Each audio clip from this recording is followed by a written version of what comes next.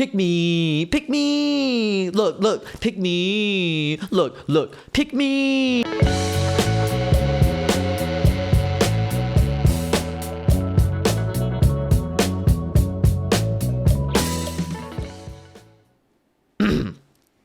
Well, it's Pride Month, the time of year where we of the Alphabet Soup group come together and recognize each other, our struggles, celebrate our identities, and shoot, maybe even come out of the closet and join in on the love. This Pride Month is exceptionally important as, unfortunately, queer people are once again a hot-button issue and are being used by wannabe fascists to gain some political attention in lieu of an upcoming election season. I love this country. However, much of my social media this June has not been full of queer love like this month should be known for. Instead, I'm getting posts of black drag queens being called out for having white partners. I'm seeing tweets by the LGB drop the T termites. And what personally struck a nerve with me, I've been seeing a lot of gay men dunking on femininity, which is today's topic, sort of. One of the first tweets I saw came from this scumsucker that made me go, wait, that fruit looks familiar. I have had the displeasure of interacting with this individual once before, so I can say with certainty he's being purposefully inflammatory just for attention, and unsurprisingly, he's also a Blair White fan, so he's quite comfortable with people being disingenuous for clout. That being said, allow me to read his tweet. I am a gay man. Drag queens, ballroom, and voguing do not represent me. I am a man who loves other men. That is all. Stop stereotyping gay men with drag queens and ballrooms and voguing. You wouldn't do that to any other groups. That's like saying all... Never mind. Now, I am so proud of this community because rarely have I ever seen that many people ratio a checkmark. Not even by how far a ratio just one tweet got. No, I'm talking like a dozen quote retweets and replies, putting this man in his place with double, sometimes even triple the amount of likes that the original waste of pixels ever got.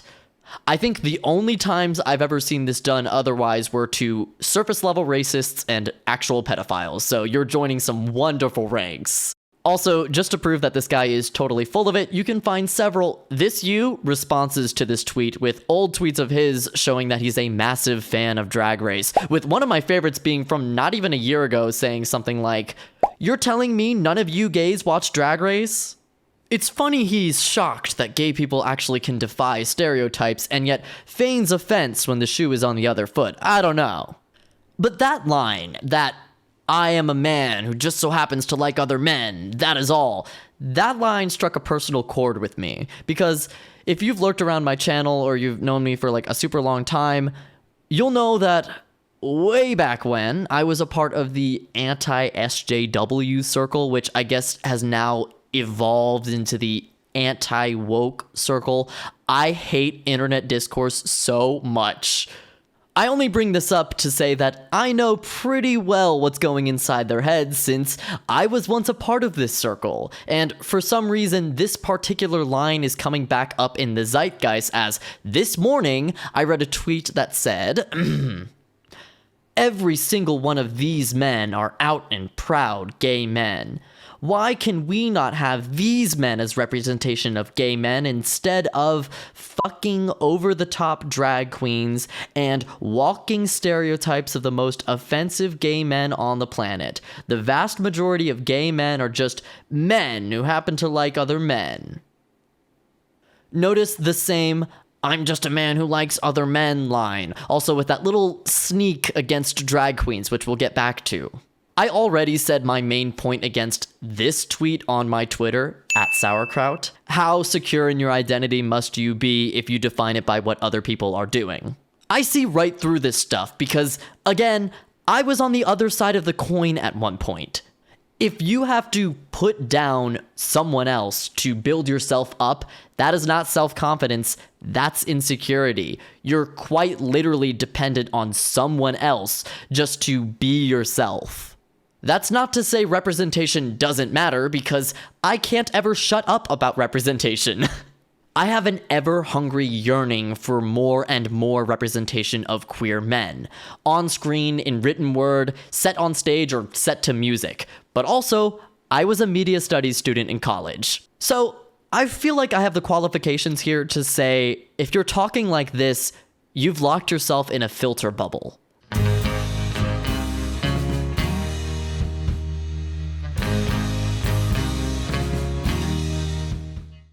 So what is a filter bubble? You know how everyone says the TikTok algorithm is just insane? You watch 2 seconds of a lady making rolls and suddenly your entire TikTok is bread talk? That's like a small example of what a filter bubble is. Social media rewards reaction, and lately, even a lingering glance at a video counts as that because corruption. That one little like you give to an Andy No tweet sends a signal to the algorithm to give you more of that content, which in turn you interact with more until your entire social media feed is talking bad about drag queens. This cycle limits your social media perspective, and instead what was supposed to be a means of outreach and expanding your field of view instead becomes small-minded and restricted. The point is, if you're seeing all of these stereotypes, that's sort of on you, hun. If you want representation of boring men who just so happen to like other men, go watch the CW, go watch 911 Lone Star. But see, that's the problem. Those characters are so nothing, so like straight characters, they don't really resonate with those of us who are more vocal about our queerness. And yes, in some twisted way, people who tweet stuff like this technically do fall into that category of those of us who are vocal about our queerness. Unrelated, but you know they watched Moonlight and completely missed the point of that film. Or even more likely, they never even watched Moonlight because... And since we're talking about representation and these tweets, I might as well mention that even the things that share the same label as you are not always meant for you. Case in point, tweet number 1. I'm not feeling represented by voguing and ballroom. Well, Diva, you're not feeling represented by them because they were never meant for you. Just like how these palatable CW gays are not really meant for people like me. Ballroom is a culture that evolved from the racist, exclusionary standards set by white gay men and even white drag queens of the pageant world. And then, in turn, voguing was born from ballroom, a culture created by queer people of color.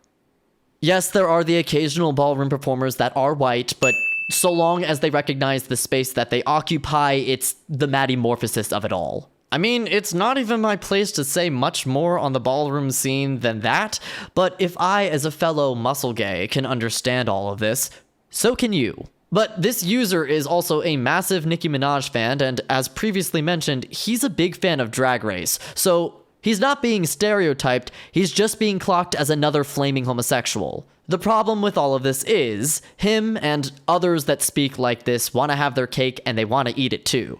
They want to be flaming homosexuals, but they don't want to deal with the backlash that may come from it.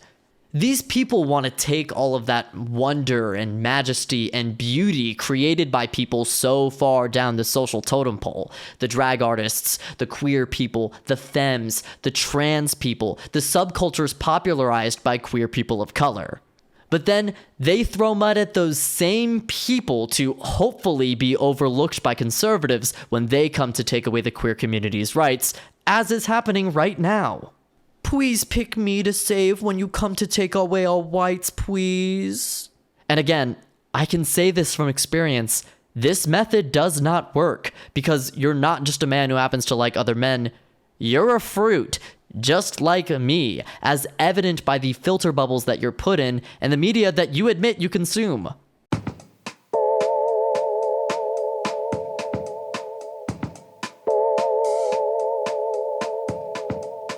This all just reeks of misogyny to me. They're afraid of being seen as feminine, even though they are. I say this also because that second tweet is of a similar flavor to the first, and serves as a better example as to why my misogyny alarm is starting to ring.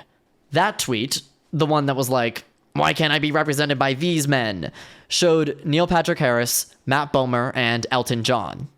A lot of people were rightfully calling this guy out for being anti-femme, i.e. misogynistic, but it seemed like he was using Elton John's inclusion as a precaution against that, for him to point at and go, no, I'm okay with flamboyance because, I mean, look at what Elton John was wearing in the 70s.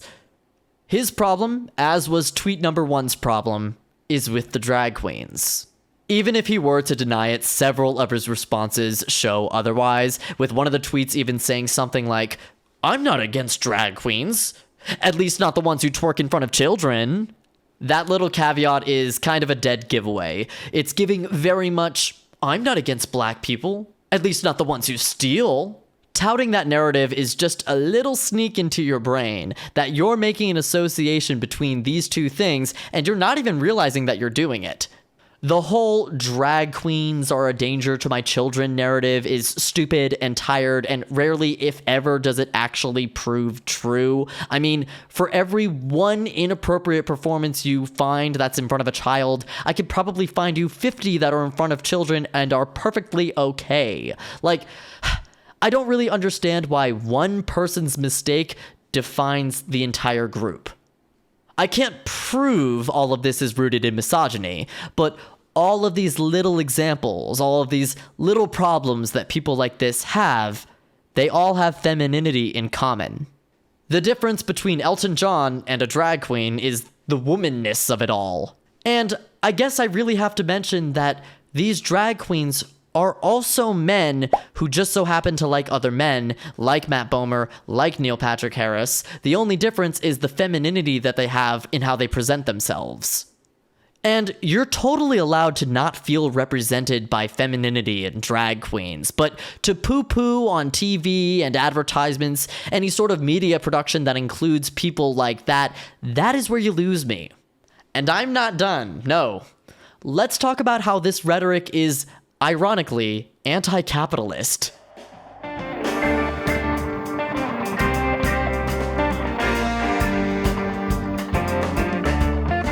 Queer people understand that much of these corporate pride celebrations aren't really done with morals or ethics in mind. We simultaneously realize that we're being exploited while also being happy that we've made it to a point in our culture where we're accepted enough to be marketed towards. Capitalism is about profits. The man who just so happens to be into other men, the nondescript homosexual, is already pretty easy to market towards.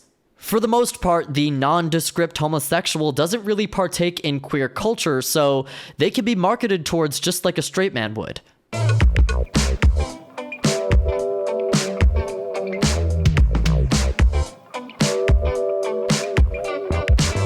However, the feminine, the flamboyant, the queer men, they represent a separate market.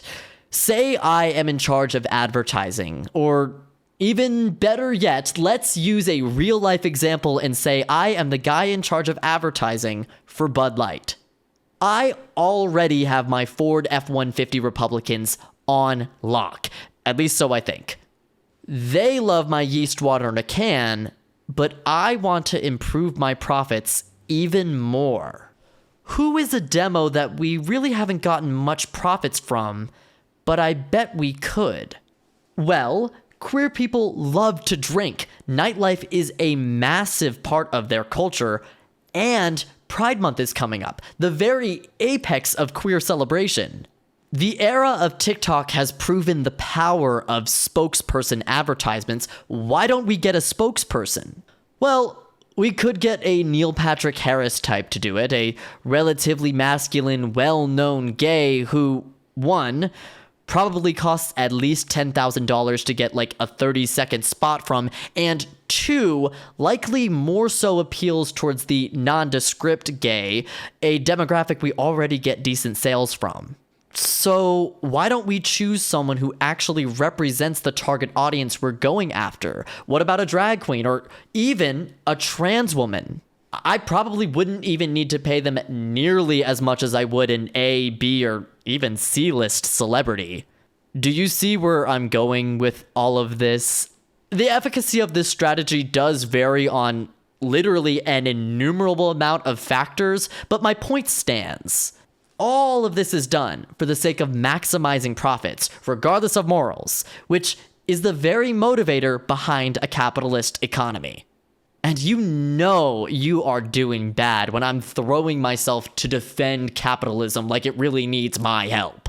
The point of this video is to say, drag, femininity, the rejection of gender roles is very important to many people's queerness, and shining a light on queerness takes nothing away from you, especially when otherwise it is so rarely featured.